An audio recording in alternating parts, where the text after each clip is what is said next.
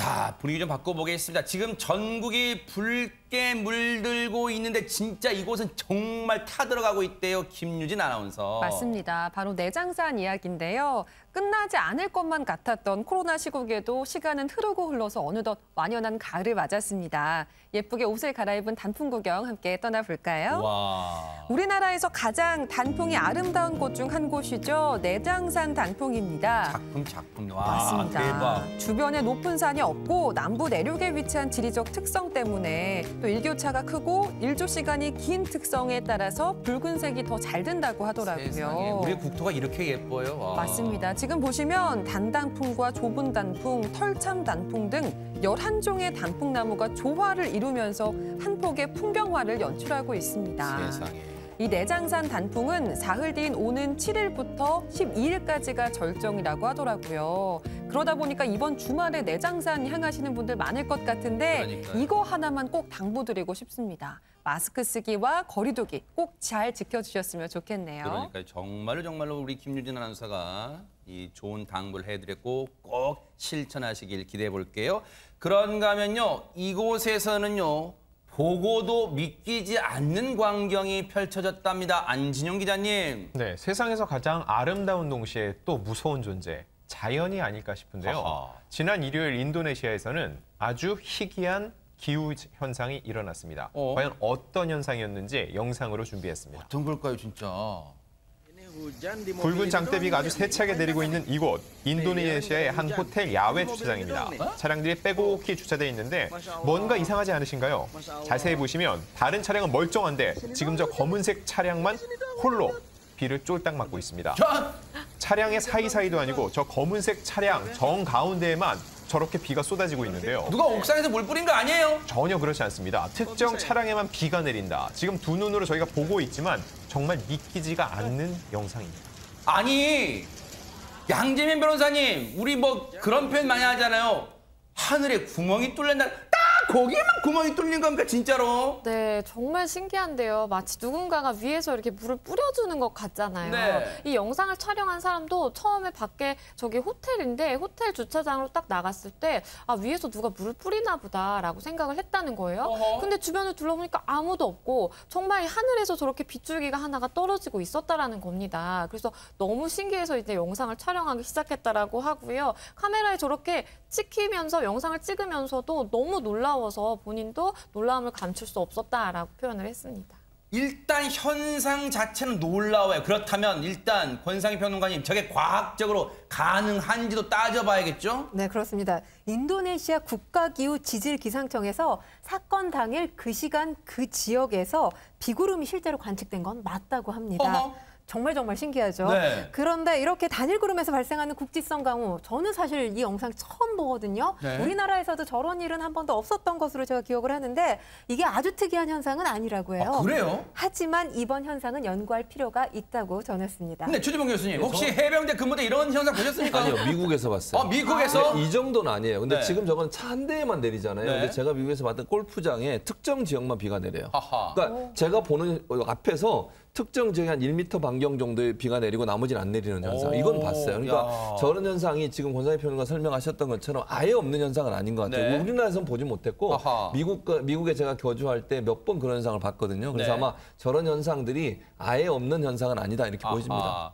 어쨌든 저게 자연현상이 이 국지적으로 좁은 공간에만 일어나서 그렇지 넓은 공간에 일어났다면 혹시라도 불안감이 커졌을까 봐 또 걱정됩니다. 그런가 하면 이번에는요, 뭔가 좀 훈훈한 얘기 좀 들려드릴까 합니다. 최진봉 교수님. 네, 그렇습니다. 정말 마음 따뜻한 소식인데요. 강남구청에 한 분이 찾아옵니다. 지난달 29일 오후 2시쯤이었는데 한 할머님이 찾아오세요. 80대로 추정되는 할머님이신데 이 할머님이 찾아와서 왼쪽 주머니에서 뭔가를 꺼내는데 은행 봉투 있잖아요. 네. 은행 이름이 찍힌 그렇죠, 봉투. 그렇죠. 네네. 그 봉투를 그 직원에게 놓고 갑니다. 그러면서 뭐라고 했냐면 이거 가지고 독거노인이나 어려운 분들 좀 도와주세요 하고 놓고 간 거예요. 아하. 그래서 이제 받은 분 입장에서는 네. 뭐 이게 뭐 할머님이 오셨으니까 어느 정도 기부를 하셨겠지라고 생각하고 다른 일 보고 잠깐 보고 나서 열어봤는데 그 안에 1억 5천만 원 상당의 수표가 들어있던 거예요. 대박 사건. 그래서 너무 놀라서 돌아봤는데 할머님 이미 사라지고 안 계세요. 어머.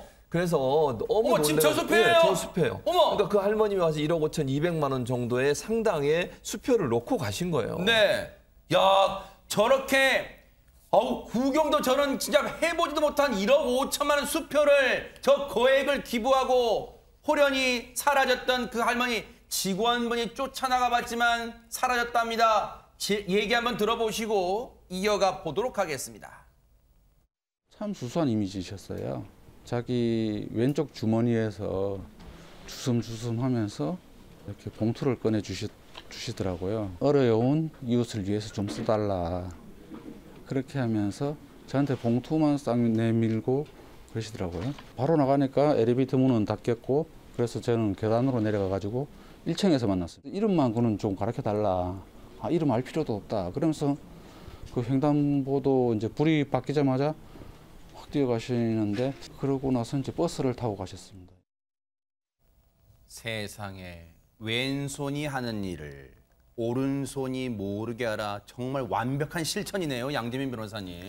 네, 이 할머님께서는 한사코 본인의 신분을 밝히지 않으셨는데요. 그래서 구청에서도 이 할머니의 뜻을 따라서 더 이상 이제 수소문하지 않겠다라고 밝히고 있습니다. 세상에. 할머니가 기부한 이 1억 5,200여만 원은 강남구에 접수된 이 개인 후원금 중에서 최고 금액이라고 하고요. 이 일에 대해서 이제 정순규 강남구청장이 입장을 밝혔는데 사실 코로나19 때문에 모든 분들이 참 힘들어하고 있는데 미담을 들으니까 가슴이 뭉클해진다라면서 어려운 이웃을 위해서 잘 감사히 쓰겠다라고 입장을 전했습니다.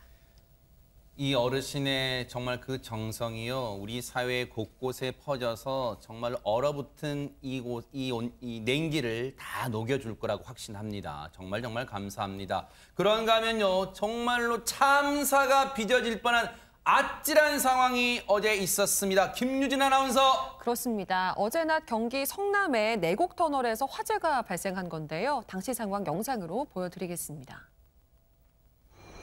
화재가 발생한 터널 안 온통 시꺼먼 연기로 가득 차서 앞이 보이질 않는 상황입니다. 어머 세상에. 서울 방향을 달리던 5톤 화물차에서 불이 난 건데요. 놀란 사람들은 모두 대피했고 터널 안에는 이미 진입했던 차들이 뒤엉켜 있는데 위급 상황에 사람들이 차를 두고 터널을 급히 빠져나갔기 때문입니다. 세상에. 보시는 것처럼 이 검은 연기 터널 밖까지 뿜어져 나왔는데요. 잔해가 널브러진 트럭 옆에서 소방대원들이 진화 작업을 벌인 끝에 불은 30여 분 만에 꺼졌다고 합니다.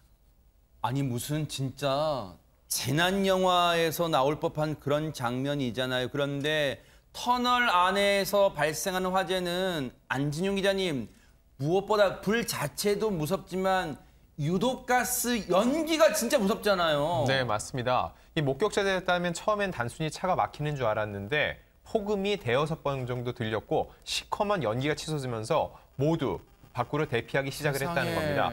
다행히 큰 인명피해는 없었지만 한 5명 정도가 이 연기를 들이마셔서 근처 병원으로 옮겨져서 치료를 받았습니다. 이 사고로 인해서 큰 인명피해는 피할 수 있었지만 극심한 정체 현상이 빚어졌습니다. 약 2시간 정도가 지난 후에야 이 모든 게 정리가 됐다고 합니다. 아니 그럼 최초에 화재가 난 트럭은 어쩌다 불이 나게 된 건가요, 최진봉 교수님? 지금 현재는 조사 중이에요. 그러니까 소방당하고 경찰이 조사 중인데 엔진룸에서 폭발이 일어났고 불이 났다고 그랬거든요. 그래서 아마 과열 때문에 그렇게 된 게 아닌가 하는 생각은 듭니다. 그래서 지금 현재는 정확한 원인 파악이 안 되고 파악 중에 있어서 좀 기다려야 될 것 같은데 어쨌든 엔진룸에서 폭발음과 함께 불이 났다고 하니까 아마도 냉각수나 여러 가지 장치들의 문제가 발생하지 않았을까 하는 추측은 가능하다 이렇게 보여집니다. 그래도 천만다행입니다. 발빠르게 운전자분들이 대피하셨고 우리 소방당국도 진화 작업에 발빠르게 대응해서 정말 참사를 막은 게 아니었나 그런 생각해 봅니다. 놀란 가슴을 쓸어내렸습니다.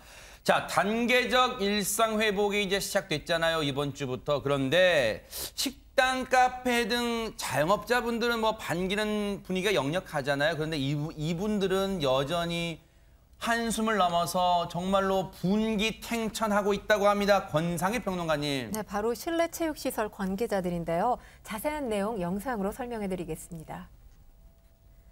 실내체육시설 자영업자들이 거리로 나섰습니다. 바닥에 주저앉은 사람들의 손에는 방역 패스를 즉각 철회하라, 더 이상 물러날 것도 없다, 이런 문구들이 적혀 있는데요.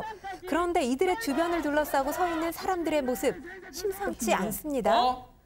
사실 이들도 집회 참가자들이라고 하는데요. 총을 들고 같은 집회 참가자들을 겨누고 있는 이들의 모습. 다행히 진짜 총은 아니라는데 대체 무슨 일일까요? 아니 저 군복을 입은 저 사람들, 권총을 찬 저분들도 집회 참가자들이라는데 왜 군복과 총을, 저 장난감 총을 들고 있는 겁니까? 안준영 기자님. 네, 이 시위를 하고 있는 실내 체육시설 종사자들의 주장은요. 도대체 마스크를 쓰고 있는 헬스장이 다른 곳보다 위험하다는 근거가 뭐냐고 목소리를 높였습니다. 그리고 그 다음 얘기가 중요합니다. 방역 패스를 도입한 실내 체육시설의 현실이 5공화국 군부 독재 시절과 다름없다라고 얘기를 했습니다. 결국 이 집회 참가자 10명은 군복을 입고 총 쏘는 퍼포먼스가 결국은 5공화국 군부 시절 독재 시절과 다름없다는 주장의 일환으로서 보인 퍼포먼스라고 볼 수 있습니다. 저분들의 얘기 한 걸음 더 들어가서 들어보고 이어가 보도록 하겠습니다. 술 먹고 커피 마시는 공간보다 위험하다는 과학적인 근거는 도대체 어디에 있습니까? 멀쩡히 다니고 있던 미접종자 회원님들에게 저희는 환불을 해줘야만 합니다. 그 비율이 약 15%입니다. 고객분들은 저희에게 컴플레인을 하십니다. 국가에서 운동하지 말라고 하는데 위약금까지 저희가 감수하면서 환불을 해드리고 있습니다. 코로나 이후 국가가 시키는 대로 따른 우리 실내 체육 시설이 어떤 죄가 있는지 잘 모르겠습니다.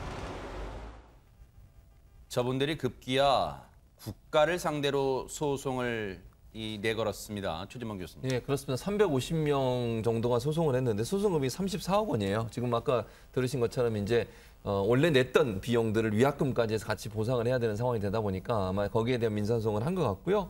이제 그 대리하고 있는 변호사는 이렇게 밝혔습니다. 2년 동안 집합금지 장소가 되면서 매출도 감소했을 뿐만 아니라 사업장에 상당히 큰 피해가 있었다. 거기에 대한 정당한 보상을 해달라라고 하는 것이고요. 이제 방역 패스를 철회하라고 주장하지만 그 속내는 저는 개인적으로 보면 이 피해를 보상해달라는 의지라고 보여져요. 왜냐하면 이게 이제 뭐 방역 패스 때문에 못 가는 분도 많고 또 이제 물론 방역 패스가 없더라도 음성 확인서만 있으면 갈 수는 있는데 그게 이제 불편하다 보니까 그런 부분을 좀 철회해달라고 하는 건데 저는 이렇게 생각합니다. 정부 당국이나 방역 당국 이 부분들을 만나서 좀 설득하고 얘기도 하고 들어봤으면 좋겠어요. 제가 피해 당한 부분이 있다고 하면 손실보상법으로 피해를 보상할 수 있는 방안들을 좀 찾아보고 그러니까요. 만약 그 안에 포함이 안 돼 있다고 하면 이번에 우리가 국세가 더 많이 들어온 거 있잖아요. 이 부분을 좀 활용해서라도 이분들을 좀 보상해 줄 수 있는 방안들을 찾는 게 필요하다. 이게 뭐 강대강으로 법적으로 해결할 문제가 아니라고 보고요. 네. 또 이제 제가 볼 때는 이 피해 당한 분들이 다른 분들과 동일하게 피해를 보상받을 수 있는 방안들을 찾을 수 있도록 정부 당국이나 방역 당국이 좀 노력을 했으면 좋겠다 이런 생각입니다. 그러네요. 물론 100% 모두를 만족시킬 수 있는 정책은 없을 겁니다. 하지만 이분들의 절규와 주장에 귀를 기울여 주시기 바랍니다. 그래야만 이 강대강 대치가 조금은 누그러뜨리지 않을까 그런 생각도 해봅니다. 자, 어제부터요. 이 온라인상에 이 명품 브랜드의 이름이 계속해서 오르내리고 있습니다. 양지민 변호사님. 네, 지난달부터 이 명품 브랜드, 모 브랜드에 대해서 온라인 커뮤니티를 중심으로 가격이 인상될 것이다라는 소문이 있었는데요. 네. 어제 실제로 일부 제품 가격을 인상했다고 합니다. 그래서 이 특정 모델 가방 같은 경우에는 그제만 해도 893만 원이었는데 하루 새에 17.8%나 인상이 돼서요. 어제 가격은 1,000만 원이 넘는 가격으로 책정이 됐다라고 하고요. 세상에. 굉장히 15%에서 이제 17%의 높은 인상률을 적용했다라고 합니다. 이번에 가격 인상은 지난 7월에 가격을 인상한 이후에 4개월 만에 또 인상을 한 것입니다. 근데 여기서 궁금증이 있습니다. 권상희 평론가님, 가격을 올린 게 왜 화제가 되고 있는 거예요? 아니, 가격 올리고 말고는 그 업체 재량에 있는 거 아니에요? 그건 맞습니다. 근데 올려도 너무 자주 올리는 게 문제인데 그럼에도 불구하고 또 사려는 사람들이 많은 게 지금의 현상입니다. 그래요? 지금 4개월 만에 가격이 올렸는데 2월, 7월, 9월 그리고 지금 또 올린 거거든요. 그러니까 올해만 벌써 4번째 가격 인상을 한 겁니다. 네. 아까 인상률 말씀하셨지만 꽤 높게 올렸어요. 그런데도 불구하고 이 가방 라인이 굉장히 많은 소비자들로부터 사랑을 받는 그런 가방 라인으로 알려져 있거든요. 이 가격 인상 소문이 돌 때마다 주요 매장에 인상되기 전 가격으로 이 가방을 사려고 하는 소비자가 몰리는 기현상을 보여주고 있는데 오픈런이라고 하죠. 새벽부터 줄 서는 사람들의 모습도 볼 수 있고요. 그리고 백화점이 문을 닫고 그리고 그 이후에 백화점 앞에 텐트 치는, 지금 화면에서 보시지만 텐트 치면서 가방 사기만을 기다리고 있는 사람들, 그러니까 마감럼까지 유행을 하고 있는데 지금 코로나 상황에서도 이 명품 사랑 계속되고 있거든요. 특히 젊은 세대, MZ세대를 중심으로 이 명품 사랑이 계속되는데 여기엔 이유가 있습니다. 명품이 하나의 재테크 수단이 되고 있기 때문에 저렇게 잠을 설쳐가면서까지 백화점 앞에 진을 치고 있는 모습을 보이고 있는 겁니다. 참 우리 사회의 또 다른 면이 기현상입니다. 사실은 한쪽에서는 고통에 신음하고 한쪽은 또 이런 명품이 가격이 치솟아도 이 구매 경쟁이 있고요.